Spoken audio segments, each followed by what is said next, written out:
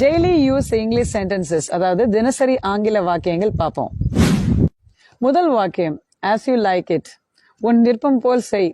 ஒரு விஷயத்த நம்ம விரும்பி செய்யறோம் அப்படின்றத காட்டிலும் அவங்க விருப்பப்படி செய்யுங்க அப்படின்னு சொல்லும் போது நம்ம பயன்படுத்தக்கூடிய ஒரு ஆங்கில வாக்கியம் தான் இது.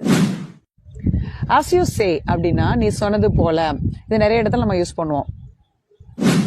இப்போ ஆன்லைன் கிளாஸஸ்னா அட்டன் பண்றீங்க, எனக்கு நல்லா புரிஞ்சிருச்சுங்க அப்படின்னு சொல்லும் போது நிறைய பேர் எப்படி யூஸ் பண்ணணும், என்ன டென்ஸ் யூஸ் பண்ணணும் யோசிக்கிறீங்க. ஒண்ணுமே இல்லை, அண்டர்ஸ்டுட், ஐ அண்டர்ஸ்டுட் அப்படின்னு சொல்லுங்க.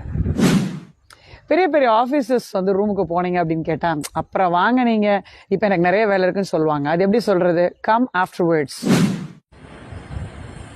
முக்கியமான ஒரு நபரை பார்க்க சொல்ல போவோம், அங்க போய் பார்த்தா யாருமே இல்லை, அப்ப எப்படி சொல்லுவோம்? அத nobody is here. Hello everybody. மலை போல பிரச்சனையா இருக்கு ஆங்கிலம் பேசுறது அப்படின்னு நிறைய பேர் ஃபீல் பண்றீங்க. உங்களுக்கு என்ன சொல்யூஷன் அப்படின்னா ஒரே ஒரு சொல்யூஷன் தாங்க.